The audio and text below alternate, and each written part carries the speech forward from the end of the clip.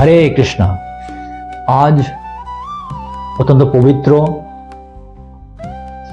ভৈমী একাদশী বা জয়া একাদশীর উপবাস। এখন আমরা একাদশী ব্রত মাহাত্ম্য পাঠ এবং শ্রবণ করব। মাঘী শুক্লপক্ষিয়া জয়া একাদশী বা ভৈমী একাদশী ব্রত মাহাত্ম্য ভবিষ্যোত্তর পুরাণে শ্রী যুধিষ্ঠির শ্রীকৃষ্ণ সংবাদ রূপে বর্ণিত আছে। শ্রী গরুড় পুরাণে মাঘ মাসের শুক্লাপক্ষিয়া একাদশী তিথিকে ভৈমী একাদশী নামেও অভিহিত করা হয়েছে। কল্পান্তরে বিভিন্ন পুরাণে বিভিন্ন নাম দেখা যায়।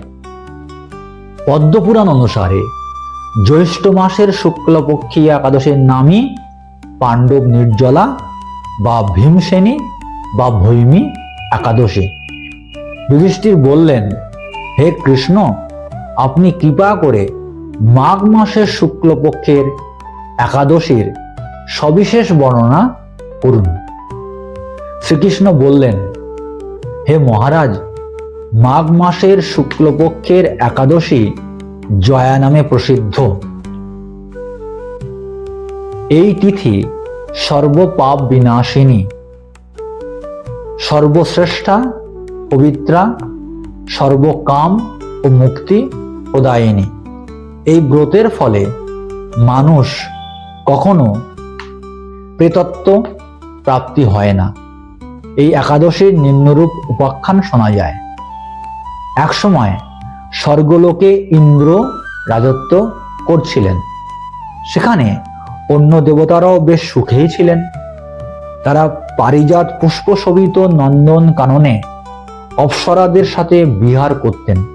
একদিন 50 কোটি অপ্সরা নায়ক দেবরাজ ইন্দ্র, অর্থাৎ 50 কোটি অপ্সরাদের নায়ক দেবরাজ ইন্দ্র স্বেচ্ছায় আনন্দ ভরে তাদের নৃত্য করতে বলেছিলেন।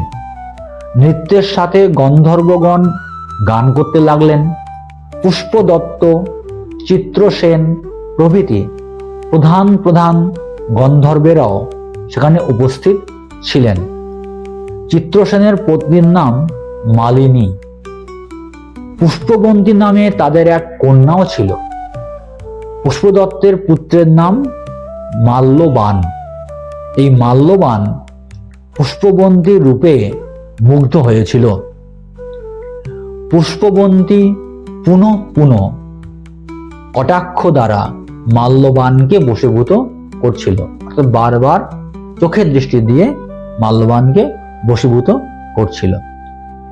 ইন্দ্রের প্রীতিবিধানের জন্য তারা দুজনেই নৃত্য গীতের সেই সভায় যোগদান করেছিল। কিন্তু একে অপরের প্রতি আকৃষ্ট থাকায় উভয়েরই চিত্ত বিভ্রান্ত হচ্ছিল। সেখানে তারা পরস্পর কেবল দৃষ্টিবদ্ধ অবস্থায় দাঁড়িয়ে থাকলো।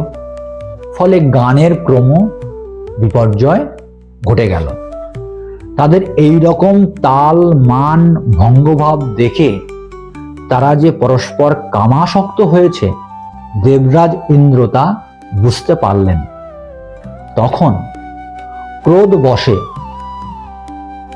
দেবরাজ ইন্দ্র তাদের অভিশাপ দিলেন, রে মূঢ়, তোমরা আমার আজ্ঞা লঙ্ঘন করেছ।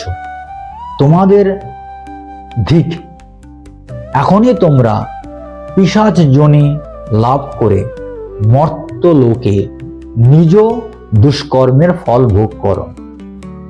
ইন্দ্রের অভিশাপে তারা দুজন দুঃখিত মনে হিমালয় পর্বতে বিচরণ করছিল। পিশাচত্ব প্রাপ্ত হওয়ায় তারা অত্যন্ত দুঃখ ভোগ করতে লাগলো।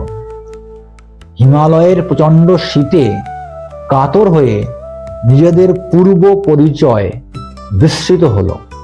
এইভাবে অতি কষ্টে পিশাচ শরীরে সেখানে দিন যাপন করতে লাগলো।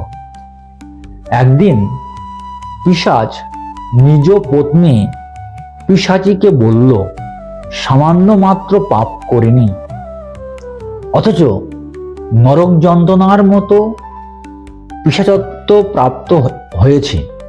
অতএব এখন থেকে আর কখনো কোনো পাপ কর্ম করব না। এইভাবে চিন্তা করে তারা সেই পর্বতে অর্থাৎ হিমালয় পর্বতে মৃতপ্রায় বাস করতে লাগলো। মাল্যবান ও পুষ্পবন্তীর পূর্ব কোনো পুণ্যবশত সেই সময় মাঘী শুক্লপক্ষিয়া জয়া বা ভৈমী একাদশী তিথি উপস্থিত হলো। তারা একটি অশ্বত্থ বৃক্ষ তলে নিরাহারে নির্জলা অবস্থায় দিবানিশি যাপন করলো।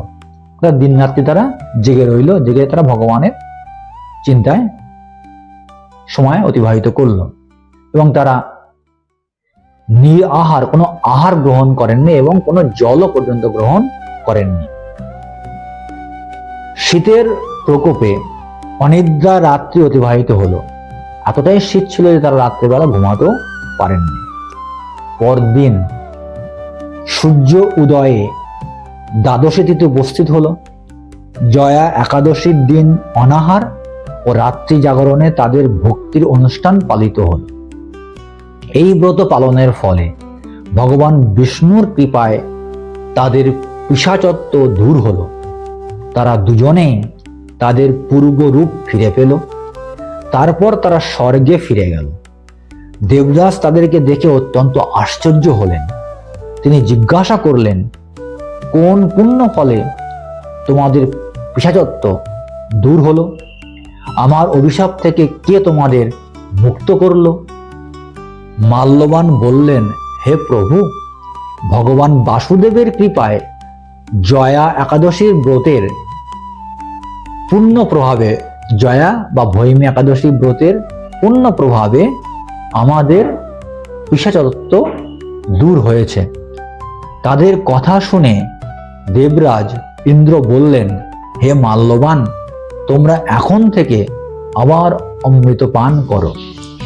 একাদশী ব্রতে যারা আসক্ত এবং যারা কৃষ্ণ ভক্তি পরায়ণ তারা আমাদেরও পূজ্য বলে জানবে। অর্থাৎ যে সমস্ত ভক্তেরা বা যে সমস্ত মানুষেরা নিষ্ঠা সহকারে শ্রদ্ধা সহকারে একাদশী ব্রত পালন করেন তাদেরকে দেবতারাও পূজা বা সম্মান করেন। এই দেবলোকে তুমি পুষ্পবন্তীর সাথে সুখে বাস করো। স্বর্গে পুষ্পবন্তীর সঙ্গে মাল্যবান থাকবার অনুমতি পেলেন দেবরাজ ইন্দ্রের কাছ থেকে। হে মহারাজ, এই জয়াব্রত ব্রহ্মহত্যাজনিত পাপকেও বিনাশ করে। এই ব্রত পালনে সমস্ত প্রকার দানের ফল লাভ হয়। সকল যজ্ঞ ও তীর্থের পুণ্য ফল এই একাদশী প্রভাবে আপনা হতেই লাভ হয়। অবশেষে মহানন্দে অনন্তকাল বৈকুণ্ঠ বাস হয়। এই জয়া একাদশী ব্রত কথা পাঠ ও শ্রবণে অগ্নিষ্টম যজ্ঞের ফল পাওয়া যায়।